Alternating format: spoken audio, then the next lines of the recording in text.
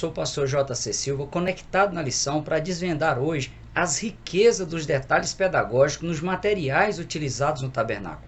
Deixe seu feedback com seus likes, seus comentários, compartilhe esse vídeo nas suas redes sociais, me ajude a impulsioná-lo para alcançar muitas outras pessoas.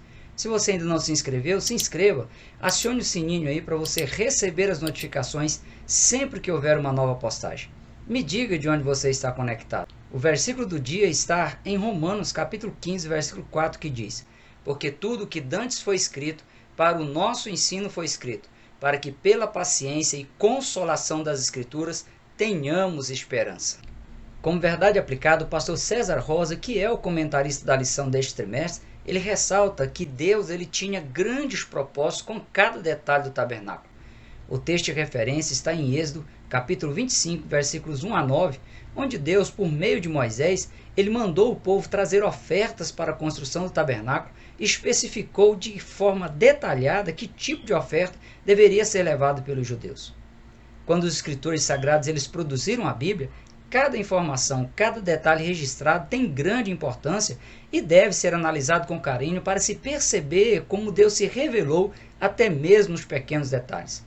No caso da construção do tabernáculo, as ofertas deveriam ser voluntárias, no entanto, foi Deus quem especificou os tipos de materiais a serem levados, pois cada item tinha um significado espiritual que deveria estar em harmonia com o projeto de redenção da humanidade para todas as gerações revelado na tenda da congregação, no tabernáculo no Antigo Testamento.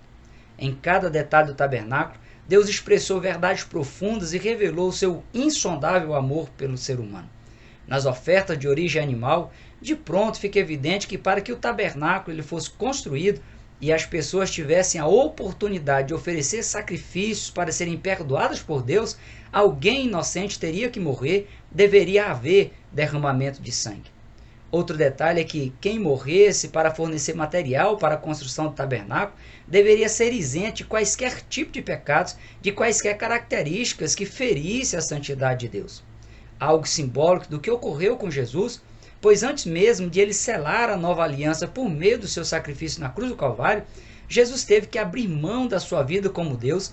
Simbolicamente, era como se Jesus tivesse morrido como Deus, pois Jesus ele abriu mão, mesmo que temporariamente, de todos os seus atributos divinos para vir ao mundo como um ser humano comum, como eu e como você. As cores azul, púrpura e carmesim, bem como um dos elementos do incenso santo, eram retiradas de moluscos e também de caranguejos, cujo habitat natural era o mar. Esse fato fica evidente que Deus, ao exigir alguma oferta do ser humano, antecipadamente Deus já disponibilizou o que o ser humano vai ofertar. Ou seja, o que será ofertado se encontra em algum lugar no mundo que foi criado pelo próprio Deus. No entanto, para voluntariamente alguém ofertar esse tipo de material que era retirado de seres que viviam no mar para produzir as cores azul, púrpura e carmesim, teria que haver um esforço humano, pois não era algo comum, era algo difícil de conseguir. Diante disto, o pastor César Rosa, ele pondera que Deus queria mostrar através do tabernáculo que ele é o criador de toda a vida animal que existe e que por isso o ser humano ele precisa ser grato a Deus e também preservar o meio ambiente para dar sobrevida às espécies e tê-las sempre à disposição para ter o que oferecer a Deus como uma oferta voluntária diferenciada. A cor azul fala da origem celeste de Jesus. A cor púrpura, um vermelho roxo, aponta para a realeza de Jesus, o Rei dos Reis e Senhor dos Senhores. A cor carmesim, um vermelho forte, brilhante e profundo, aponta para a obra expiatória de Jesus por toda a humanidade, pela qual ele derramou o seu precioso sangue. Os animais terrestres, apesar de ser um tipo de oferta mais fácil de ser disponibilizada, deveria também se encaixar perfeitamente nas exigências divinas. Deveria ser um animal sem defeito, o melhor do rebanho. Fica evidente que a pessoa ela deveria se desprender das questões materiais para voluntariamente entregar a melhor oferta possível. As peles de cabras e também de carneiros deveriam ser vermelhas. As peles de texucos são castanhas e também negras, era um tipo de oferta bem complicada de se conseguir, pois são animais carnívoros e se mostram agressivos quando se sentem ameaçados. As peles e os tecidos vermelhos fazem alusão ao sacrifício de Jesus, no qual ele derramou o seu sangue para salvar a humanidade, e representam o Evangelho de Marcos, no qual Jesus ele é apresentado como um servo que se submete voluntariamente para oferecer a si mesmo em substituição ao ser humano na cruz do Calvário. Nesse tipo de oferta, novamente entra em cena aqui a morte de animais para a construção do tabernáculo, antes mesmo que os judeus pudessem oferecer seus sacrifícios em busca do perdão divino. As peles dos animais elas eram utilizadas para fazer a cobertura da tenda da congregação, numa alusão de que a morte das cabras e também dos carneiros tipificava a forma como o pecado seria coberto e o pecador perdoado. A pele tingida de vermelho revelava a total consagração e dedicação a Deus. Como se observa, Deus, na sua onisciência, por meio dos animais abatidos para a retirada das peles e também das cores, estava revelando os mistérios ocultos da divindade do Mashiach, do ungido de Deus, que se apresentaria à humanidade no futuro e seria sacrificado no lugar da humanidade. Como observa o pastor Napoleão Falcão, nada no tabernáculo é fruto do acaso. Deus determinou minuciosamente a sua construção. O pastor César Rosa, em seus comentários, ele frisa que o cristão deve tomar cuidado para não se prender apenas nas simbologias, pois o mais importante é compreender as verdades bíblicas como uma apresentação antecipada de Jesus Cristo à humanidade. Os materiais de origem vegetal, eles apontam para a natureza humana de Jesus e também precisavam ser conforme o especificado por Deus a Moisés, a fim aí de harmonizar com as profecias messiânicas que se cumpririam no futuro, no decorrer da história da humanidade, concretizando a obra da redenção. O linho era produzido a partir das fibras retiradas do caule de ervas, de folhas e de flores pequenas, cujos fios produziam roupas finas de alta qualidade e era sustentável, ecológico, e como símbolo do luxo e da riqueza, era utilizado para confeccionar as roupas dos reis e dos sacerdotes. O linho fino branco, além de representar a realeza de Jesus, tem muito a ver com a justiça de Deus em perdoar os pecados, aceitando a morte vicária de um animal inocente, no caso, a morte vicária de Jesus na cruz. A madeira da acácia ou madeira de cetim, utilizada nas mobílias, é nativa de regiões áridas, produz uma goma medicinal e é altamente resistente aos insetos e aos fenômenos da natureza, não se deteriora e tem uma cor bonita. A madeira da acácia representa aí a natureza humana de Jesus, que mesmo nascendo e vivendo em um ambiente hostil, impregnado por uma religiosidade vazia e cheia de incredulidade, rodeado por toda a sorte de coisas ruins, Jesus obteve êxito com louvor em sua missão. Nem mesmo o ambiente adverso no qual Jesus conviveu foi capaz de macular suas características pessoais. Ele manteve a sua essência e assim ele consumou a obra de redenção da humanidade. Mesmo sendo um ser divino, Jesus se manifestou em carne para, de forma natural e humana, cumprir em si as verdades apresentadas nos materiais utilizados na construção do tabernáculo. A goma medicinal da madeira da acácia aponta para o fato de que, com a morte de Jesus, o ser humano pode ser sarado das enfermidades físicas e espirituais.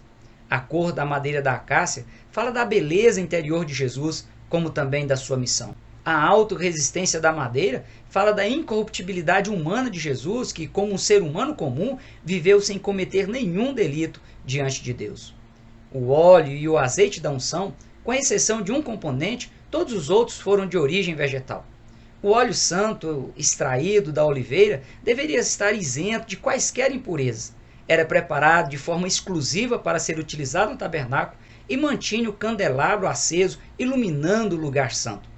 A extração era por meio do processo de esmagamento das azeitonas, numa alusão ao sofrimento de Jesus Cristo, que é a oliveira verdadeira descrita no Novo Testamento.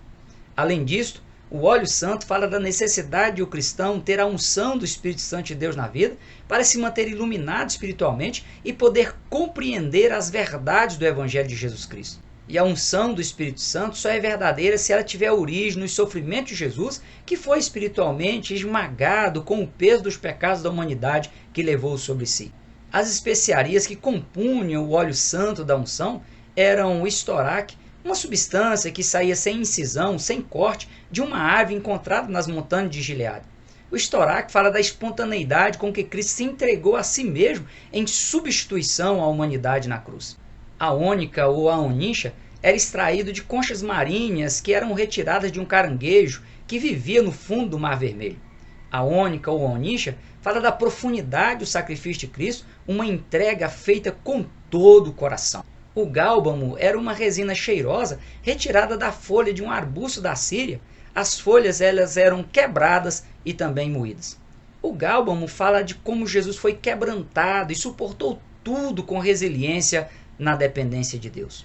O frankincenso era uma resina aromática retirada por incisão, ou seja, por corte, de um arbusto e saía lentamente e era amargo ao paladar, falando aí, realçando a intensidade dos sofrimentos de Jesus.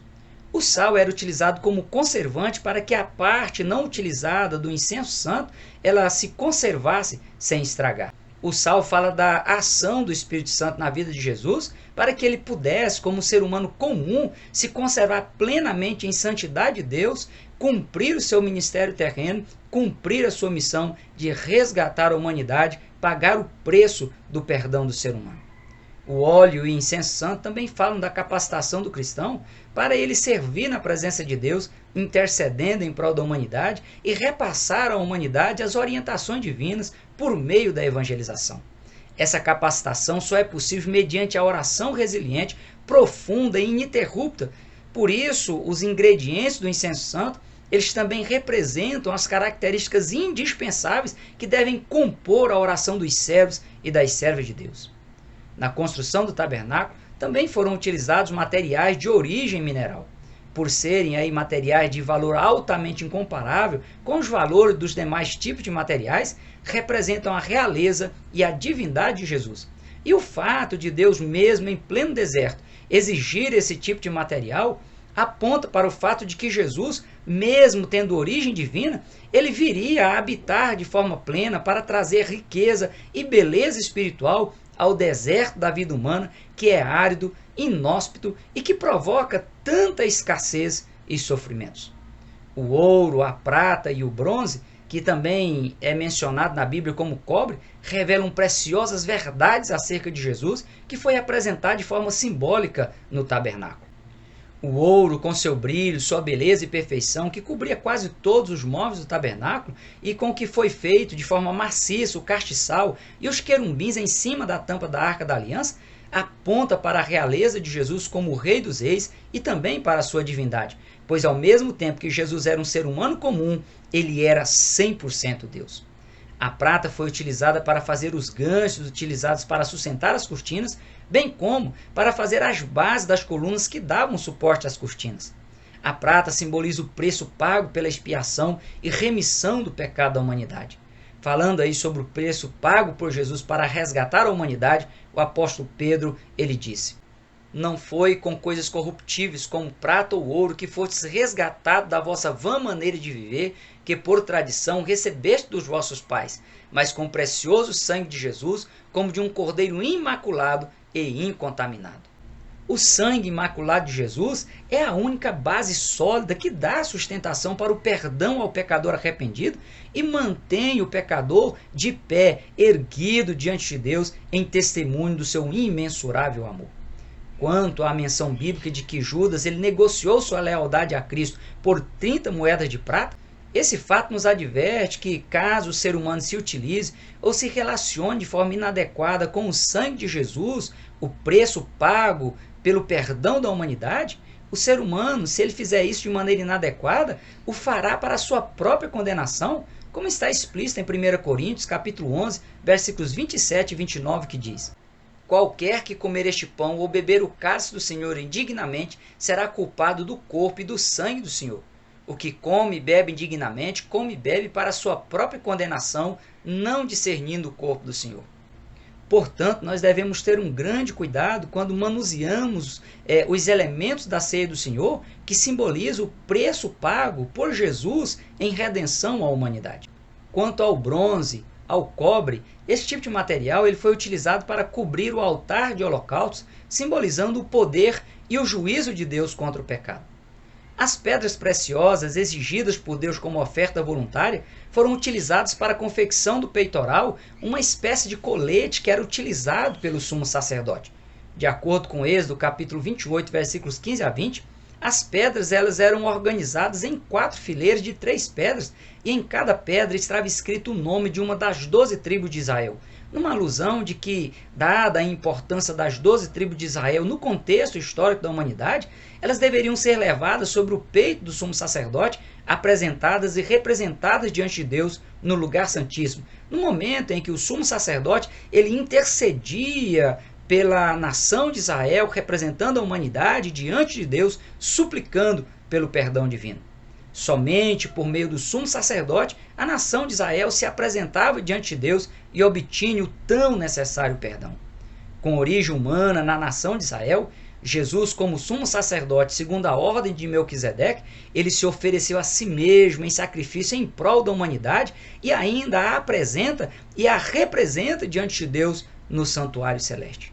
Somente por meio do sangue de Jesus, a humanidade pode se chegar diante da gloriosa santidade de Deus, obter o perdão dos pecados, ser incluída na família de Deus como filho de Deus e co-herdeiro de Cristo. Jó, se justificando diante de seus amigos, ele deixa claro que o coração de Deus está sobre o ser humano. E a sua declaração, ela lembra a posição que as tribos de Israel, numa representação da humanidade, elas ficavam debaixo do coração do sumo sacerdote quando ele se curvava diante de Deus no lugar santíssimo. O apóstolo João ressalta dizendo: meus filhinhos, estas coisas vos escrevo para que não pequeis. E se alguém pecar, temos um advogado para com o Pai, Jesus Cristo o justo, e ele é a propiciação pelos nossos pecados, e não somente pelos nossos, mas também pelos de todo o mundo. Paulo complementa dizendo: o mesmo Espírito testifica com o nosso Espírito que somos filhos de Deus. E se nós somos filhos, somos logo herdeiros, também herdeiros de Deus e co-herdeiros de Cristo. Se é certo que com ele padecemos, para que também com ele sejamos glorificados. Os gentios são co-herdeiros e de um mesmo corpo e participantes da promessa em Cristo pelo Evangelho. Para mostrar a posição de carinho com que Deus coloca o ser humano, o profeta Isaías, frisando o incomparável amor de Deus, ele registrou as palavras do próprio Deus que disse: eis que na palma das minhas mãos te tenho gravado, os teus muros, ou seja, os teus limites, estão continuamente perante mim.